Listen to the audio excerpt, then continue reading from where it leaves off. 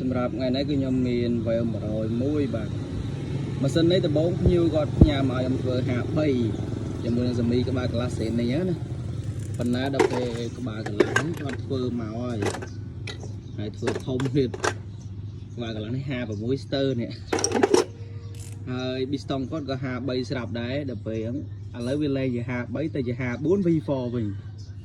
យើងនិយាយចរចាឲ្យចុះឡើងទៅគាត់ថាឥឡូវរៀប V4 ទៅគាត់ថាយើងប្រើជាមួយនឹងសាមីសេនយើងយកទៅស្លង់នេះ red លេវបាទអីមកនេះ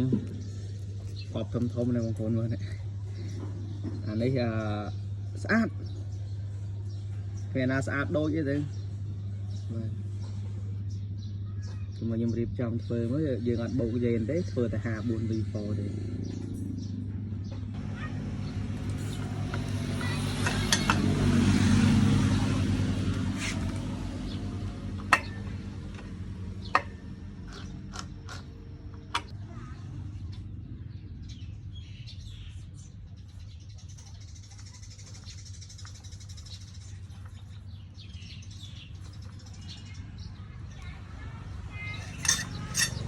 អេម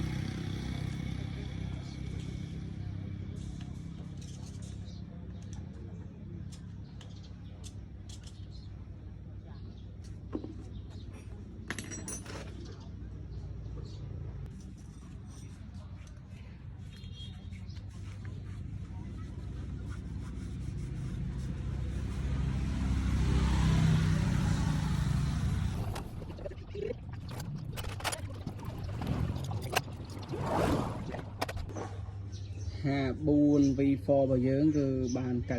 90% នៅខ្វះខ្នើយចាំខ្នើយមកអត់ទាន់មកដល់អញ្ចឹងខ្ញុំរៀបចូលប៉ុណ្ណេះហើយចាប់តែបេនចាប់តែខ្នើយគឺចប់សម្រាប់ម៉ាស៊ីននេះគឺអត់មានបូកទេគឺយើងប្រើជាមួយនឹងសាមីស៊ីនយើងយកស្លង់ដាក់54កតែកដាលយើងខៃដើម្បីដាក់អំពង់ធំចូលបាទក្បាលកន្លះនេះគឺ OL បាទ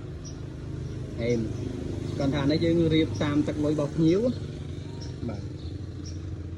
បាទបងប្អូនមានចំណាប់អារម្មណ៍ចង់ធ្វើបែបនេះបានគាត់ថាឈុតនេះក៏វាមិនណយប្រហែលដែរថ្លៃជាងគេនេះគឺក្បាលកន្លះតែម្ដងបាទក្បាលកន្លះនេះវាអេមហើយសម្រាប់សលេងនេះគឺស្ងាត់ល្អសម្រាប់ឈុតក្បាលកន្លះនេះគឺរៀបនោះគឺស្ងាត់ជាងសេនហ៊ាននិយាយយ៉ាងហ្នឹងគាត់ថានេះកាតែគឺយើងនៅប្រើប្រព័ន្ធបូមប្រេងវាដដែលអត់បានដូរទេបាទអញ្ចឹងយើងរៀងធ្នមបន្តិចសម្រាប់ម៉ាស៊ីននេះ